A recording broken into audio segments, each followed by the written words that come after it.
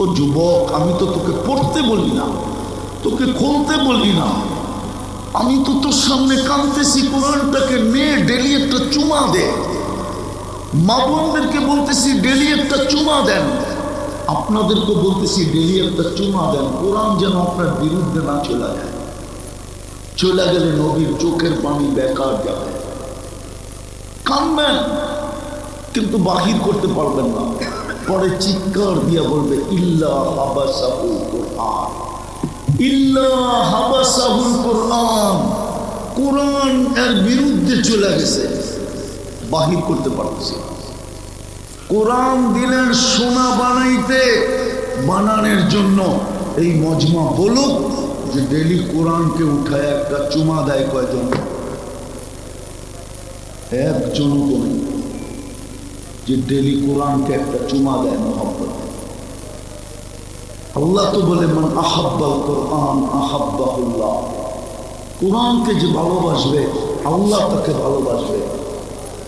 কোরআনকে তো চুমা দেয় না। কবে দিছে যুবকরা বলতে পারবে না, কোরআনটাকে চুমা কবে দিছে। আমি তো খুলতে বলতেছি না, আমি তো পড়তে বলতেছি না, আমি তো শুধু কাঁদতেছি, হাত দিয়ে ছুঁয়া নিবে আর একটা চুমা দিয়ে শুধু রেখা দিবে। আর এই জন্য বলতেছি কালকে যেন কোরআন বিরুদ্ধে চলে না যায়। কোরআন যদি বিরুদ্ধে চলে যায় তাহলে নবীজির চোখের পানি পর্যন্ত বেকার যাবে। বুখারীতে আছে, বুখারী শরীফে তিনবার উম্মতে মুহাম্মদীকে আল্লাহ জাহান্নাম থেকে বাহির করে আনবে। তারপর আল্লাহ রসুলের চোখে পানি থাকবে, বলবে বন্ধু কাঁদেন কেন? 3 বার না দিলাম, কেউ কি আর বাকি আছে? আল্লাহ রসুল বলবে কেউ বাকি নাই, কিন্তু ইল্লা হাবাসাহুল কোরআন, কোরআন যাদের বিরুদ্ধে চলে গেছে ওদেরকে বাড়ি করতে পারি নাই। ও যুবক, আমি তো তোকে পড়তে বলি না, তোকে খুলতে বলি না, আমি তো তোর সামনে কাঁদতেছি, কোরআনটাকে মেয়ে ডেলি একটা চুমা দে।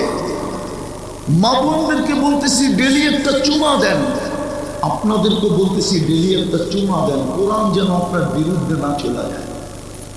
চলে গেলে নবীর চোখের পানি বেকার যাবে। কাঁদবেন কিন্তু বাহির করতে পারবেন না, পরে চিৎকার দিয়া বলবে ইল্লা হাবাসাহুল কোরআন, ইল্লা হাবাসাহুল কোরআন, কোরআন এর বিরুদ্ধে চলে গেছে, বাহির করতে পারতেছে। তৃতীয়, চতুর্থ, সোনা বানানোর জন্য তো মসজিদটা দিছিলেন। প্রত্যেক গলি গলি ঘর, প্রত্যেক গলি গলি, প্রত্যেক সমাজে সমাজে, প্রত্যেক গ্রামে গ্রামে, প্রত্যেক এলাকায় এলাকায়, এমনকি প্রত্যন্ত চর অঞ্চলে পর্যন্ত দিছেন, পাহাড়ের চূড়ায় পর্যন্ত দিছেন, সুন্দরবনের জঙ্গলে পর্যন্ত দিছেন। যেইখানে বানাইছে ওইখানে নিষেধ করেন, বলছে মাইনা নিলাম আমার ঘর। কেন? সোনা বানানোর জন্য যেন 2 কদম দিয়ে সোনা হতে পারে। সত্য এটাই। হুজুর মানবে কি মানবে না জানি না, শোনায় দিব। এই উম্মত দোজখে যাবে, হাত কড়ি থাকবে না, পায়ে বেড়ি থাকবে না, গলায় ছিকল থাকবে না, চেহারা কালো হবে। মালিক জিজ্ঞেস করবে এটা কেমন আসামি? হাত কড়ি তো নাই, পায়ে বেড়ি নাই, গলায় ছিকল নাই, চেহারা তো জকজকে, দুজগীদের চেহারা কালো হবে। ফেরেশতারা বলবে জানি না, নিয়ে আসতে বলছে নিয়ে আসছি, কারণ বলতে পারবো না। আল্লাহ চিৎকার, আল্লাহ ডাক দিয়া বলবে মালিক আমার বন্ধুর উম্মত। জিজ্ঞেস করবে হাত করি নাই কেন? বলছে যেই হাত উজুতে ব্যবহার হয় এই হাতে হাত করি লাগে না। পায়ে বেড়ি নাই কেন? বলে যেই পাও আমার ঘরের দিকে হাঁটে ওই পায়ে কোনোদিন বেড়ি লাগে না মালিক। বলছে গলায় ছিকল নাই, চেহারা ঝকঝকে কেন? বলছে যেই কপাল আমার কুদরতি পায়ে লাগে ওই গলায় কোনোদিন বেড়ি লাগে না, চেহারা কোনোদিন কালো হয় না। বলছে কি করব? বলছে 3 জায়গা ব্যতীত আগুন লাগায় দাও, চেহারা, হাতে, পায়ে। আগেরটা শুনলে শুনবে, বুঝবেন কি না জানি না। মালিক আগুনকে বলবে 3 জায়গা ব্যতীত লাগো, ধরো। একদিকে আগুন যাবে, আরেকদিকে উম্মত কালেমা পড়বে। আগুন সরে যাবে, 1 বার 2 বার 3 বার। মালিক আগুনকে জিজ্ঞাসা করবে ধরিস না কেন? তা আগুন বলবে লাইসা লি সুলতান আলা মান ক্বালা লা ইলাহা ইল্লাল্লাহ মুহাম্মাদুর রাসূলুল্লাহ, যেই কালিমা পড়ে ওকে ধরার ক্ষমতা আমার নাই। ইমাম কুরতুবী লেখছেন রহমতুল্লাহি আলাইহি, তারপরে বেহুশ বানায় দিবে আল্লাহ। যেরকম অপারেশন করার আগে অ্যানেস্থেসিয়া করে, এরকম অ্যানেস্থেসিয়া হয়ে যাবে, বেহুশ হয়ে যাবে। ওই অবস্থায় আযাব কমপ্লিট হবে। যখন কমপ্লিট, তখন উঠায়া জান্নাতে যাবে। মসজিদ তো দিছিলেন শোনা হওয়ার জন্য, এই জন্যই তো বলছে যাকে বেশি বেশি মসজিদে আসতে দেখো তোমরা লেখা দাও ইমানদার। আল্লাহ আমরা লেখা দিলে কি হবে? তোমরা ইমানদার বলতে দেরি, আমি জান্নাত দিতে দেরি করবো না। হায় হায়, 90% মসজিদে যায় না। সর্বশেষ একটা শর্ট প্রোগ্রাম দিলেন, শর্ট, শুধু 30 দিলেন। রমজান রমজান রমজান রমজান, 1 মাসের ইবাদত 1000 বৎসরের চেয়ে বেশি ছিল। 1000 বৎসরের চেয়ে বেশি। কেন আল্লাহ খায়ের বলছে, খায়রুম মিন আলফি শাহর। লাইলাতুল কদর, 1 রমজান 70 মাস, 70 মাসে 5 বছর 10 মাস। লাইলাতুল কদর 83 বছর 4 মাস, 89 বছর 2 মাস। কিন্তু আল্লাহ খায়ের বলছেন খায়ের। ওলামারা বলে 83 বছর, 83 বছরের ভিতরে আরো 83টা লাইলাতুল কদর আছে, ওটার ভিতরে তো আরো 83টা লাইলাতুল কদর আছে। এটা হিসাব করলে তো না জানি কত হাজার কোটি বছর, যেটাকে তাসালসুলের মাসলা বলে। এই জন্যই আল্লাহ খায়ের বলছে, খায়ের বলি খায়রি গানে আয়া, আমার খায়ের কোনো সীমা রেখা নাই। 1 মাসের একটা প্রোগ্রাম দিয়েছিলেন। আমি তো একটু আগে বললাম, আমার জাতি যদি বুঝতো তাহলে প্রত্যেক বাড়িওয়ালা, সামনের বাড়িওয়ালাকে বুকিং দিত যে খোদার ওয়াস্তে তুই ইফতারি পাকাবি না, তুই সেহরি পাকাবি না, তুই রমজান মাসে 30 দিন পাকাবি না। বলবে কেন? শুনছি 1 ঢোক পানি দিয়ে ইফতার করাইলে জাহান্নাম থেকে মুক্তি মিলবে, আর আমার জাহান্নাম থেকে মুক্তি পাওয়া দরকার। বিদায় আমি 30 দিন তোকে বুকিং দিলাম, 30 দিন ইফতারি আমার ঘর থেকে আসবে। প্রত্যেক বাড়িওয়ালাকে বুকিং দিত। এই এলাকার বিত্তশালীরা, বাড়িওয়ালারা বারাটিয়াদেরকে বলতো, খবরদার যদি রমজানে ইফতারি পাকাইনি তাহলে বাড়িতে বাড়ি করে দেবেন।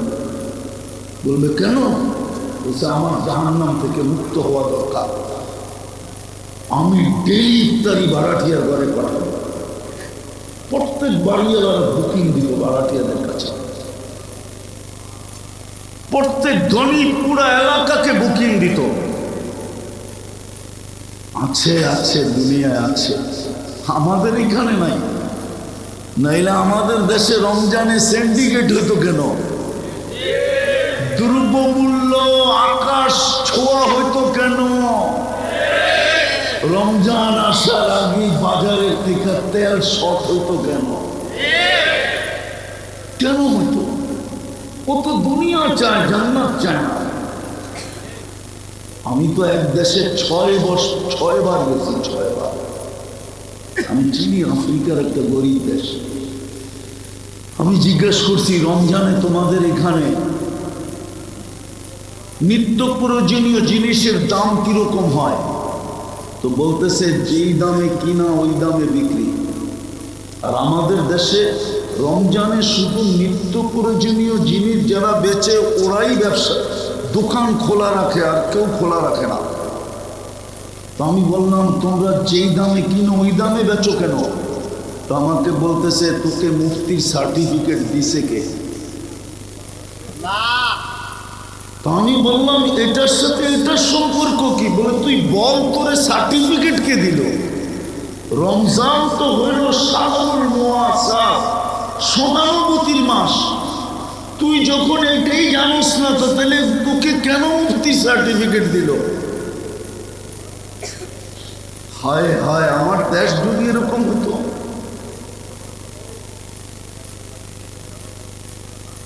রাগ হয়ে যাবে বললে। আমার দেশের ওয়ার্ডের কমিশনার যদি আইসা বলতো,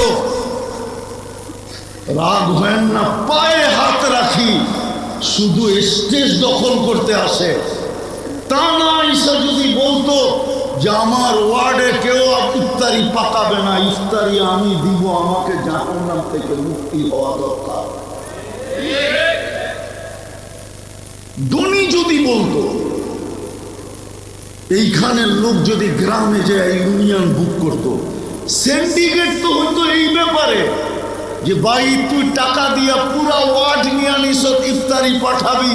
না না, চলবো না, চল আমরা 10 জন মিলে সিন্ডিকেট করি, আমরা এই ওয়ার্ডে ইফতারি দিব, আমাদের 10 জনই জাহান্নাম থেকে মুক্তি মিলবে। আমার জাতি তো এটা করতে জানে নাই। পায়ে হাত দিয়া বলি, আসেন তওবা করেন, আজকে তওবা করেন, তওবা।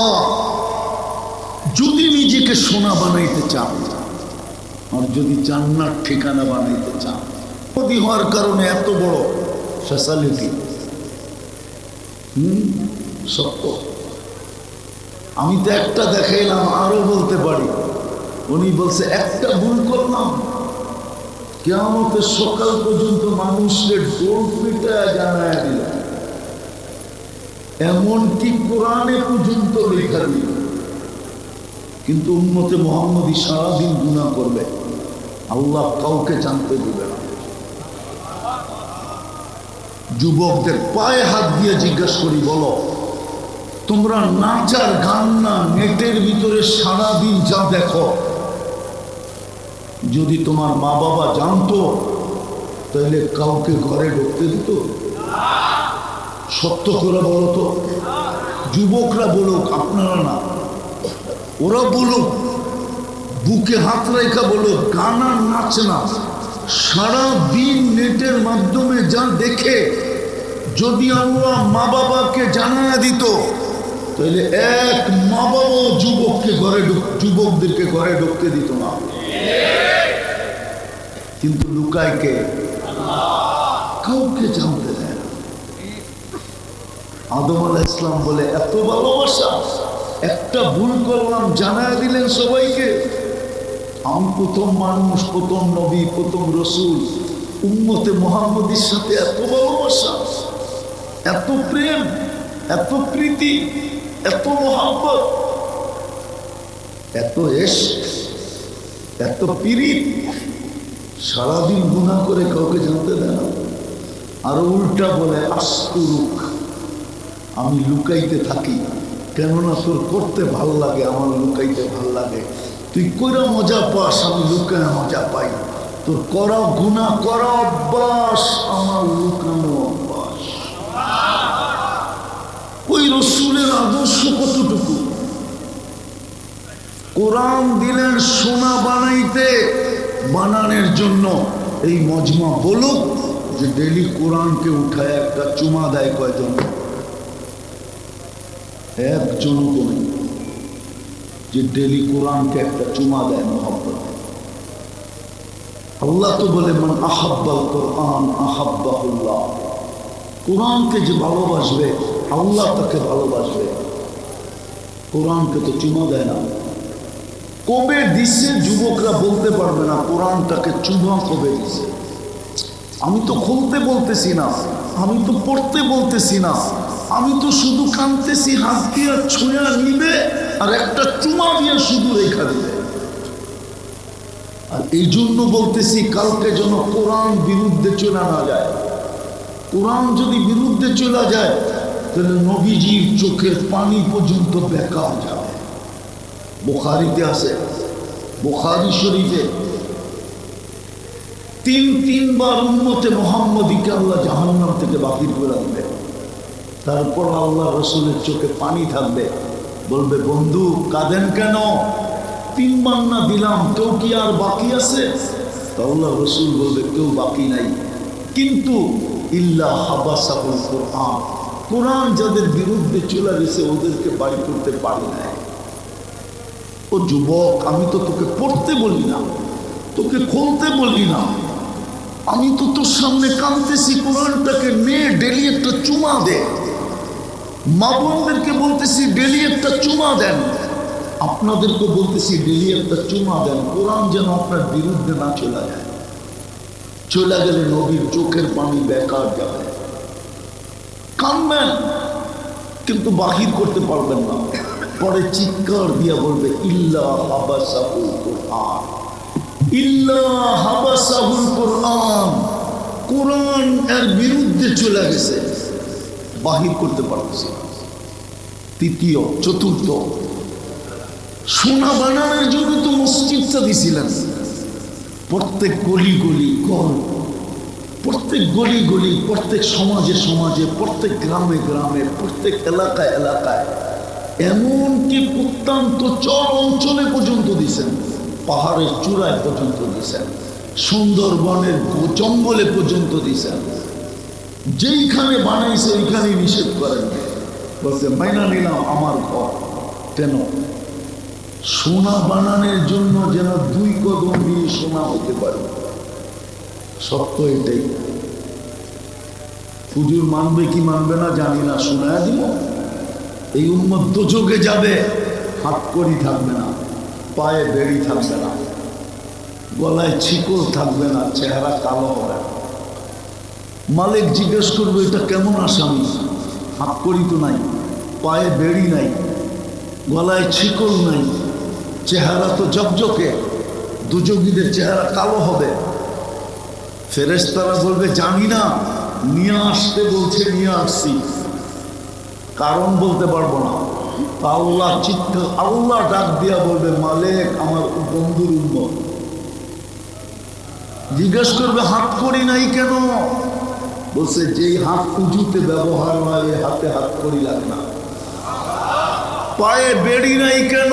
বলে যেই পাও আমার ঘরের দিকে হাঁটে ওই পায়ে কোনোদিন বেড়ি লাগে না মালিক।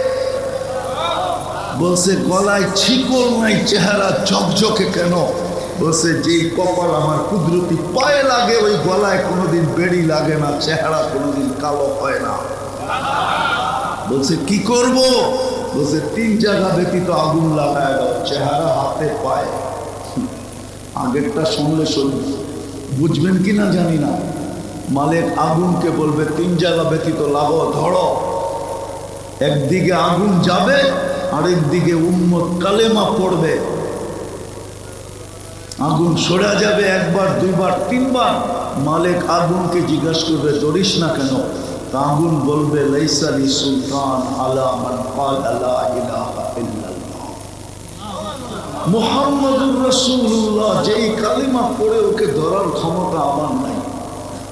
ইমাম কুরতুবী লেখছেন রহমতুল্লাহি আলাইহি, তারপরে বেহুশ বানায় দিবে আল্লাহ। যেরকম অপারেশন করার আগে অ্যানেস্থেসিয়া করে, এরকম অ্যানেস্থেসিয়া হয়ে যাবে, বেহুশ হয়ে যাবে। ওই অবস্থায় আযাব কমপ্লিট হবে। যখন কমপ্লিট তখন উঠে জান্নাতে যাবে। মসজিদ তো দিছিলেন সোনা হওয়ার জন্য, এই জন্যই তো বলছে যাকে বেশি বেশি মসজিদে আসতে দেখো তোমরা লেখা দাও ইমানদার। আল্লাহ আমরা লেখা দিলে কি হবে? তোমরা ইমানদার বলতে দেরি, আমি জান্নাত দিতে দেরি করবো না। হায় হায় 90% মসজিদে যায় না।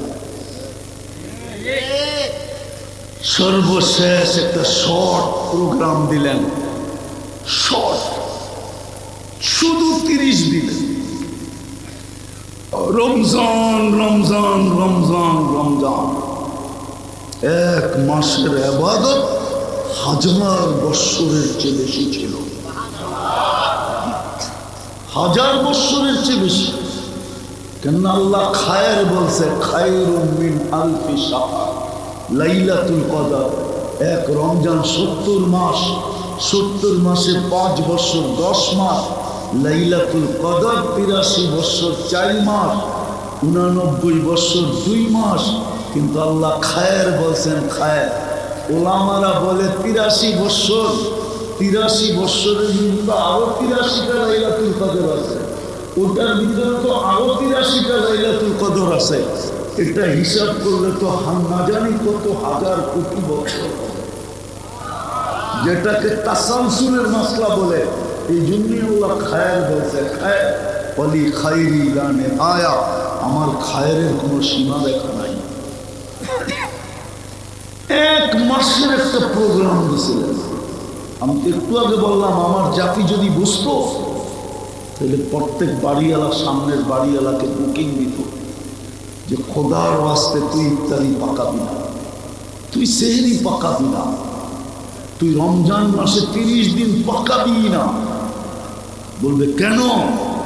শুনছি 1-2 পানি দিয়ে ইফতার করাইলে জাহান্নাম থেকে মুক্তি মিলবে, আর আমার জাহান্নাম থেকে মুক্তি পাওয়া দরকার। বিদায় আমি 30 দিন তোকে বুকিং দিলাম, 30 দিন ইফতারি আমার ঘর থেকে আসবে। প্রত্যেক বাড়িওয়ালাকে বুকিং দিত। এই এলাকার বিত্তশালীরা, বাড়িওয়ালারা বারাটিয়াদেরকে বলতো খবরদার যদি রমজানে ইফতারি পাকাইনি তাহলে বাড়িতে বাড়ি করে দেবেন। বলবে কেন? বলছে আমার জাহান্নাম থেকে মুক্ত হওয়া দরকার, আমি ডেইলি ইফতারি বারাটিয়ার ঘরে পাঠাবো। প্রত্যেক বাড়িওয়ালারা বুকিং দিত বারাটিয়াদের কাছে, প্রত্যেক ধনী পুরা এলাকাকে বুকিং দিত। আছে আছে, দুনিয়ায় আছে, আমাদের এখানে নাই। নাইলে আমাদের দেশে রমজানে সিন্ডিকেট হইতো কেন? দ্রব্যমূল্য আকাশ ছোঁয়া হইতো কেন? রমজান আসার আগে বাজারে থেকে তেল শর্ট হইতো কেন? কেন হইতো? ও তো দুনিয়া চায়, জান্নাত চায় না। আমি তো এক দেশে 6 বার গেছি, 6 বার। আমি চিনি আফ্রিকার একটা গরিব দেশ। আমি জিজ্ঞেস করছি রমজানে তোমাদের এখানে নিত্য প্রয়োজনীয় জিনিসের দাম কিরকম হয়? তো বলতেছে যেই দামে কিনা ওই দামে বিক্রি। আর আমাদের দেশে রমজানে শুধু নিত্য প্রয়োজনীয় জিনিস যারা বেচে ওরাই ব্যবসা দোকান খোলা রাখে, আর কেউ খোলা রাখে না। তো আমি বললাম তোমরা যেই দামে কিনো ওই দামে বেচো কেন? তো আমাকে বলতেছে তোকে মুফতির সার্টিফিকেট দিছে কে? তো আমি বললাম এটার সাথে এটার সম্পর্ক কি? বলে তুই বল তোরে সার্টিফিকেট কে দিল? রমজান তো হইল শাহরুল মুআসার, সহানুভূতির মাস। তুই যখন এটাই জানিস না তো তাহলে তোকে কেন মুফতি সার্টিফিকেট দিল? হায় হায়, আমার দেশ যদি এরকম হতো।